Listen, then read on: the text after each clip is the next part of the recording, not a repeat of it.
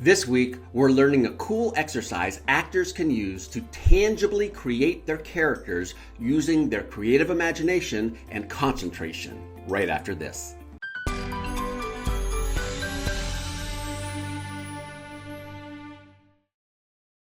Hi, the Inspired Actor here.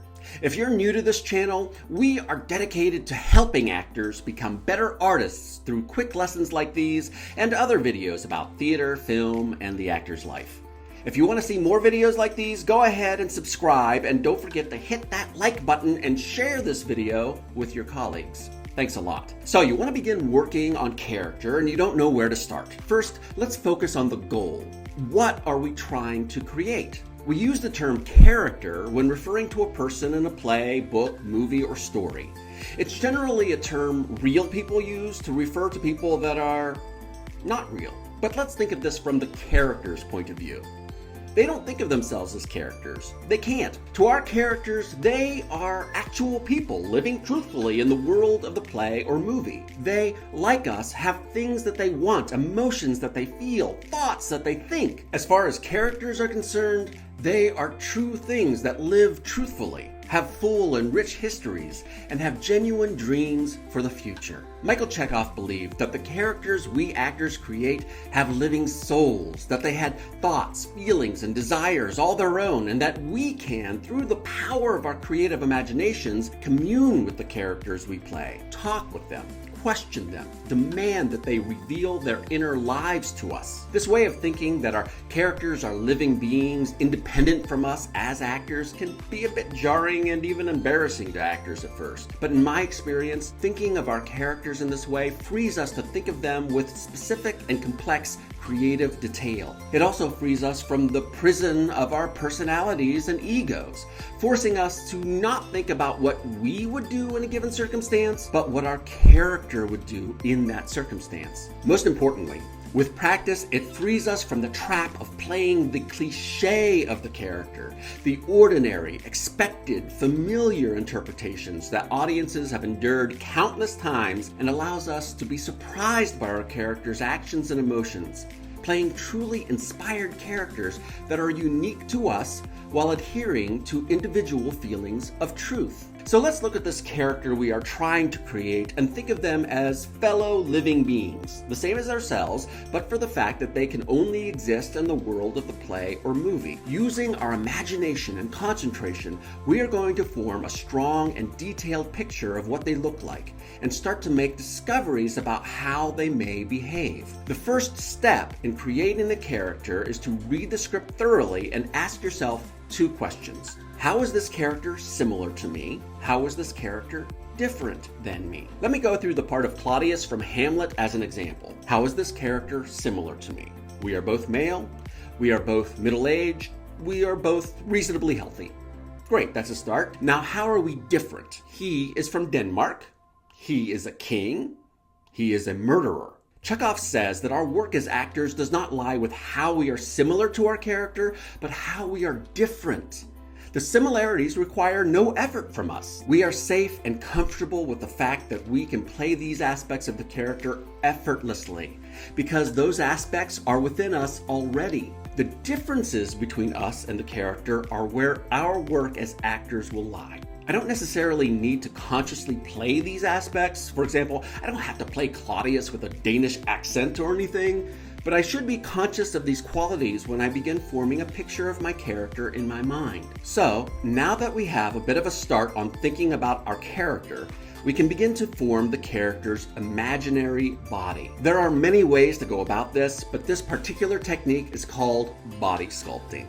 And it is an imagination and concentration exercise that I use at the very beginnings of class or rehearsal to get a really strong image of our characters right away. As a quick note, I'm going to be moving very quickly through this, but in reality, you should be prepared to spend a minimum of 20 to 45 minutes or more on this. I'll put a link to a written version of this exercise in the notes so you can try it at your own pace. First, find your own circle of concentration within the space that you are in. Basically, a space that's about 3 or 4 feet in diameter that allows free range of motion while standing still. Using your creative imagination and with your eyes open, imagine that you have in front of you a block of clay that has a rough humanoid appearance, but not much more than that. There is no need for this imagined piece of clay to be anything more than the approximate size and dimensions of your character. We'll begin filling in the details momentarily. Now, this lump of clay may not be exactly right, so imagine that you can shape this clay to conform precisely to the boundaries of your character's body. Do this physically with your hands as if the clay really existed.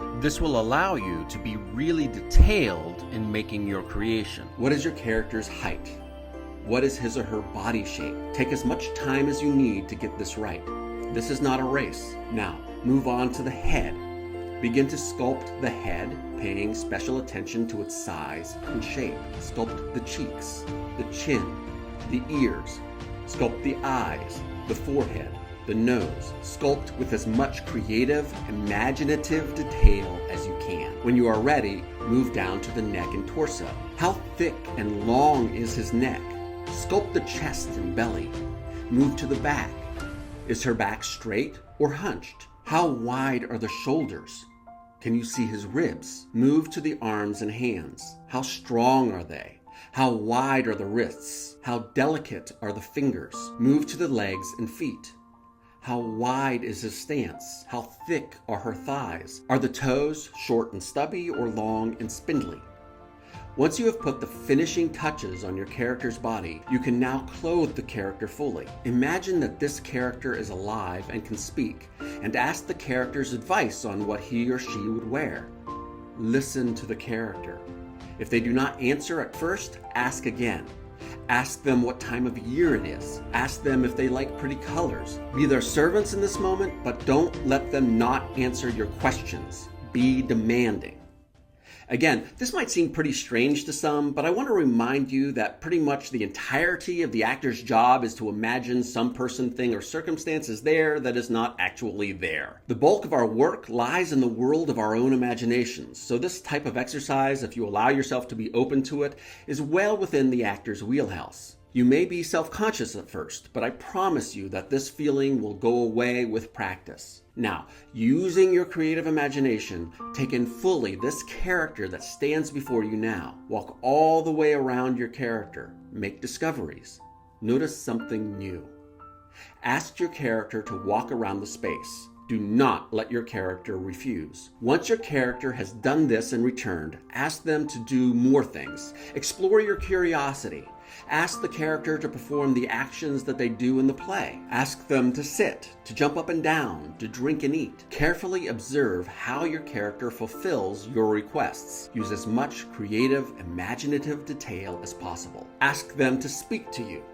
Observe the language they use, the pitch of their voice, its roughness or melodic nature. Try to take in everything. Once you are fully satisfied that for now you have learned as much as you can, ask the character to once again stand in front of you. When you are ready, I would like you to step into the space your imaginary body is occupying, imagining that you are putting on your character's imaginary body as one might put on a costume. Only this costume is alive and guiding your movements and speech and thoughts and ideas.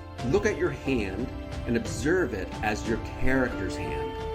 Feel your character's body around you and within you. Breathe within your imaginary body. How does that feel?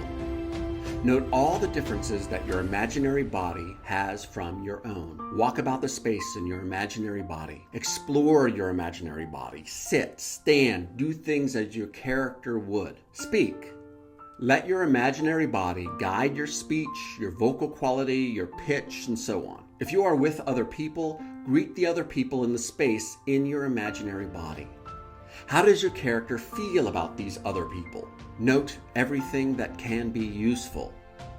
After you have interacted as much as you care to, return to your circle of concentration within the space. When you are ready, step out of your imaginary body and turn facing your character once more. Ask your character to whisper a secret in your ear. Listen to it. Do not tell anyone its secret. When you are ready, pack up your character and return it to the air above you. I have found that once my students overcome their initial awkwardness with this exercise, that they almost universally report that they made a discovery about their character that surprised them or that they hadn't thought about before. What we are trying to do is to make this intangible idea of our character into something tangible and playable. By physically sculpting the character, we force ourselves to spend a considerable amount of concentrated creative energy on our character's physical body. And by doing so, we often make discoveries about our character's psychology as well. Do not feel, however, that whatever discoveries you make are set in stone. We use clay for a reason, and we are free at any point to make changes to our imaginary body when we feel inspired to. So now that we have been introduced to our character's imaginary body, we should then further explore our character's psychology. But that's for next time. What did you think of this exercise? Did you try it? Did you make any cool discoveries doing it? Let me know in the comments. See you guys later.